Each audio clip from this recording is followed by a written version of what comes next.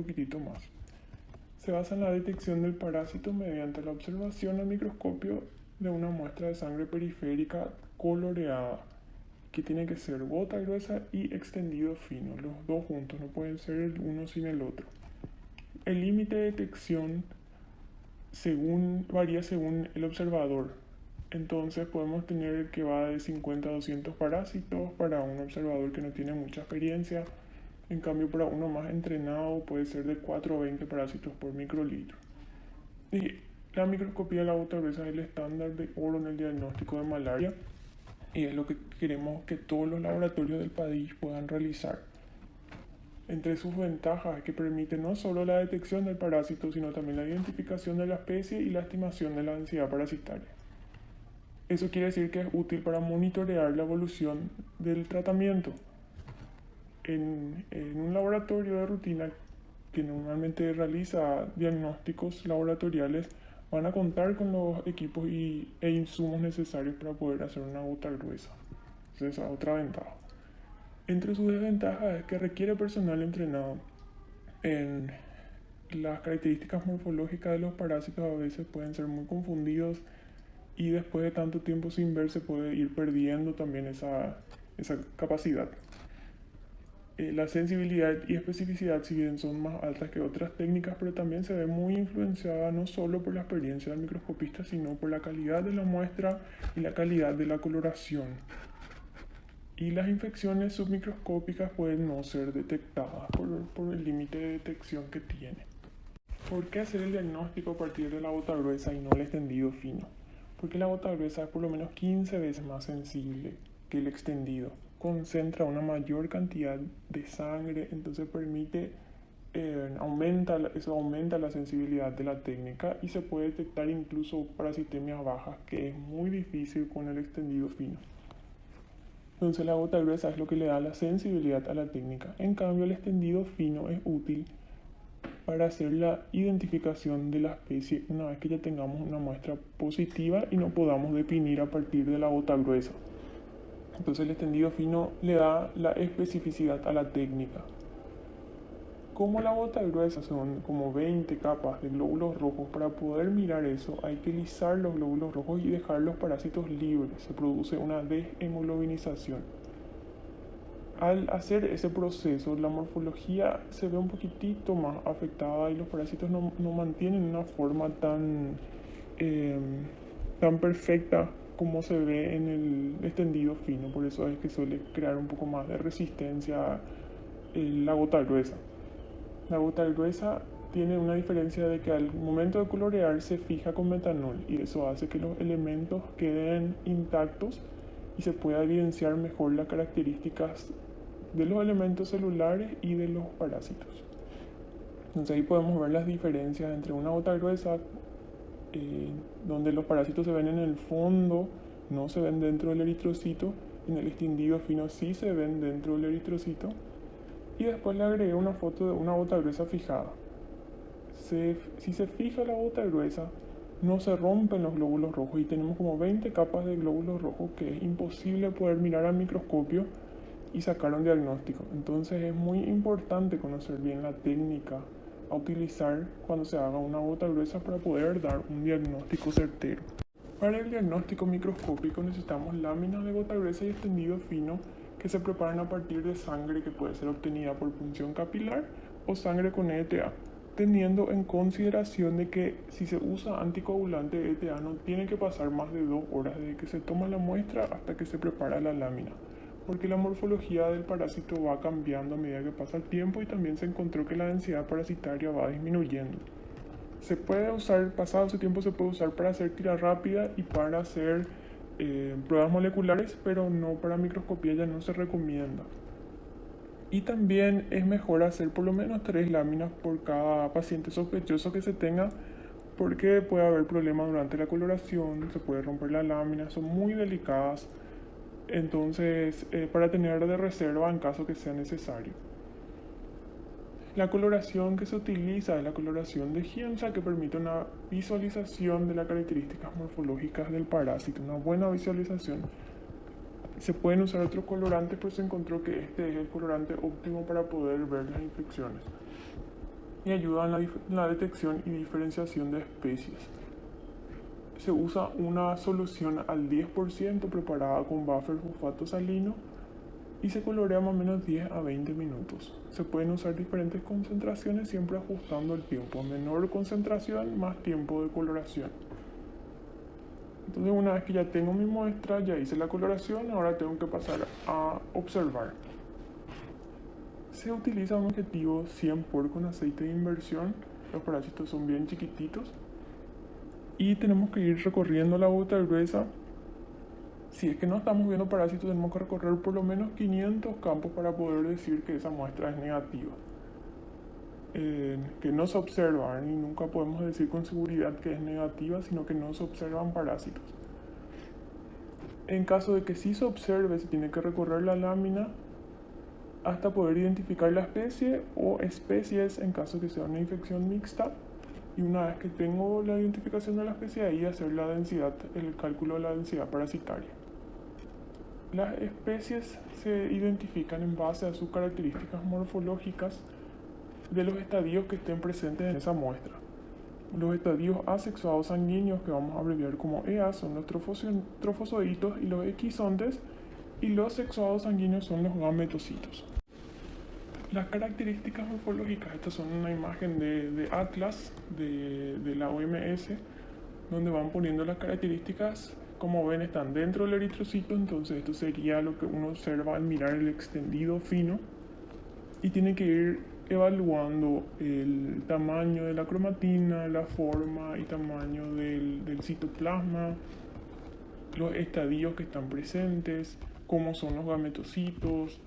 En el extendido también te da una información extra de cómo varía el eritrocito infectado con relación al no infectado, que es clave, por ejemplo, para diagnosticar Plasmodium ovale y poder diferenciar de Vivax, porque son muy similares al microscopio.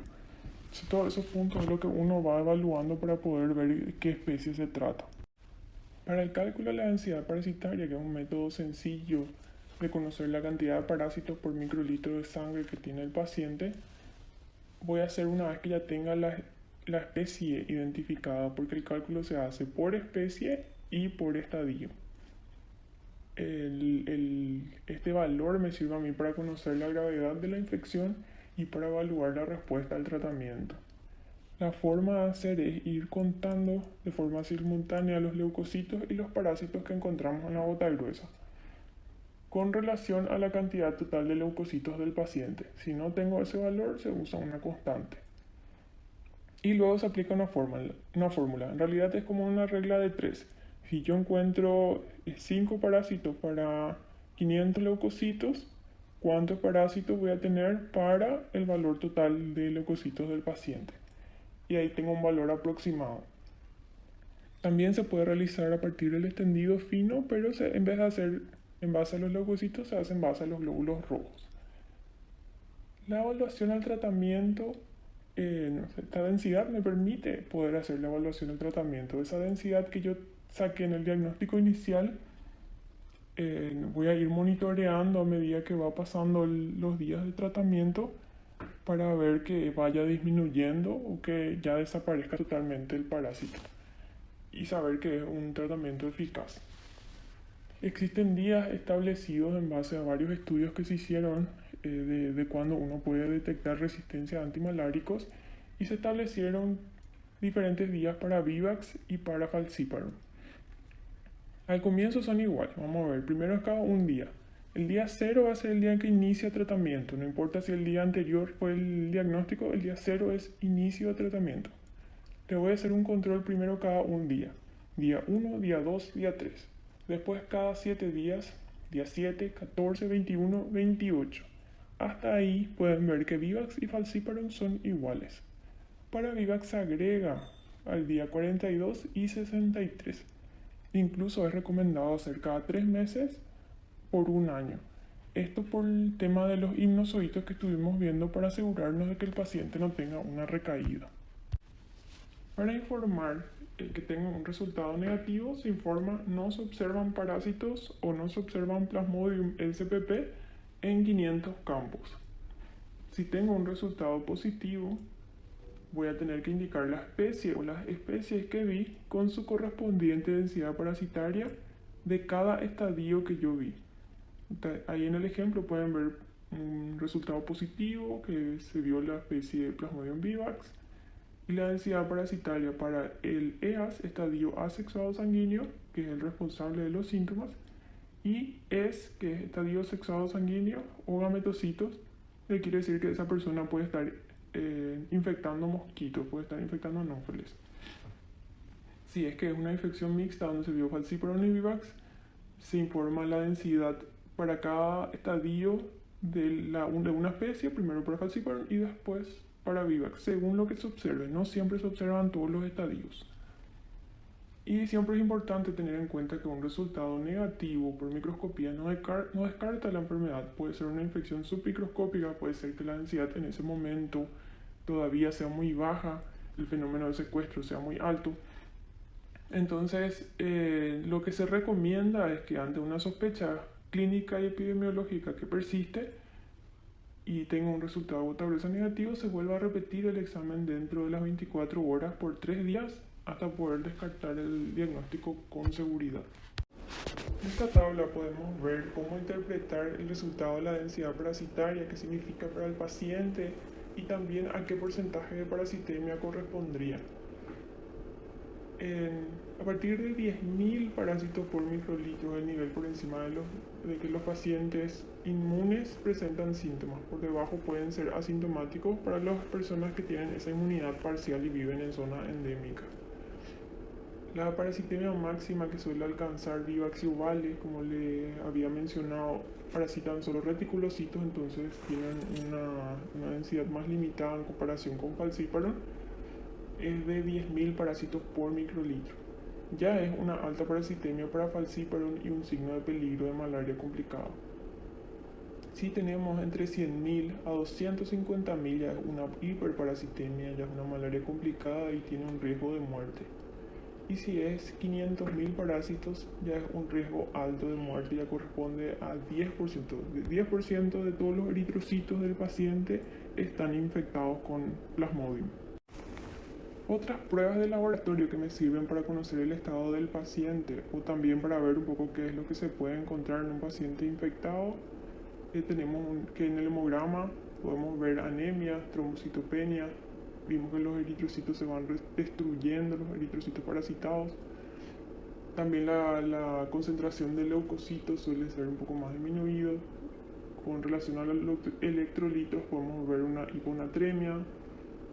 En el análisis de orina tenemos que ver si hay hemoglobinuria. También es importante evaluar el perfil renal, el análisis de pH y gases arteriales y también la glicemia que se puede ver afectada. Y un punto importante, una prueba que no estamos realizando, es la detección de la deficiencia en pacientes de la enzima glucosa 6-fosfato deshidrogenasa.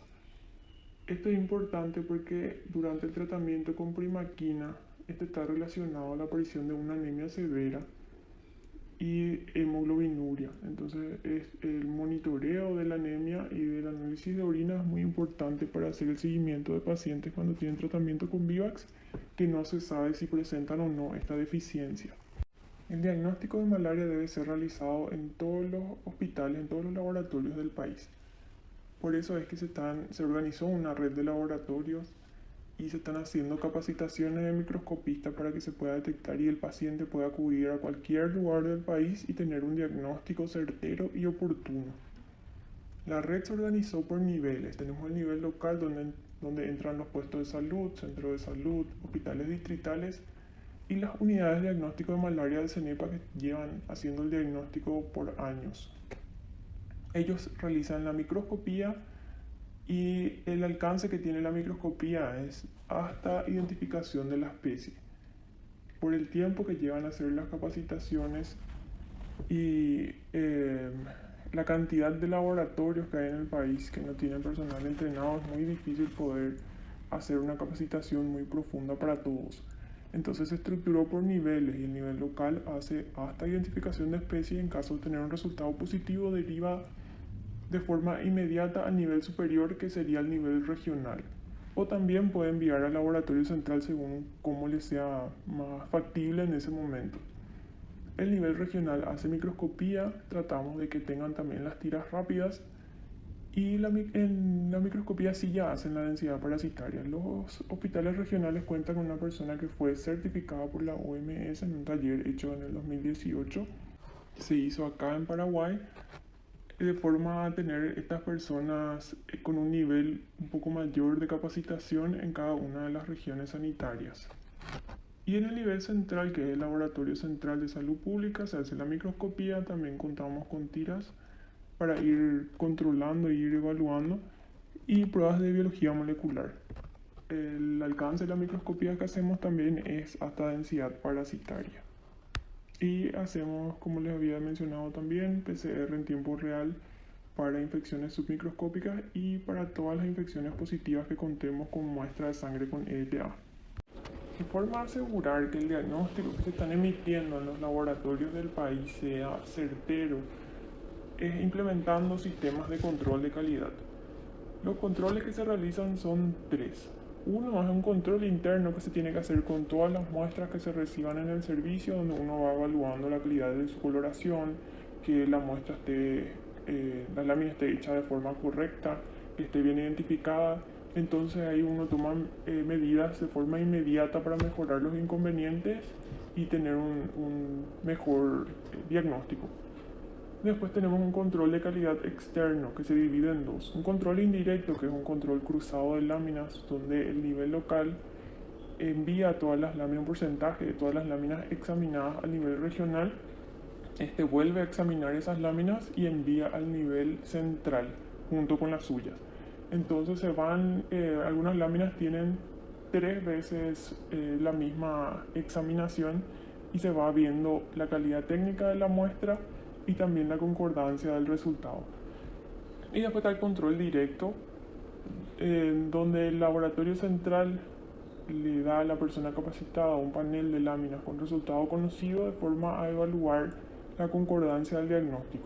O sea, se evalúa la capacidad de detección del parásito, de identificación de la especie y para las personas certificadas la estimación de la densidad parasitaria bajo unos parámetros que ya están establecidos.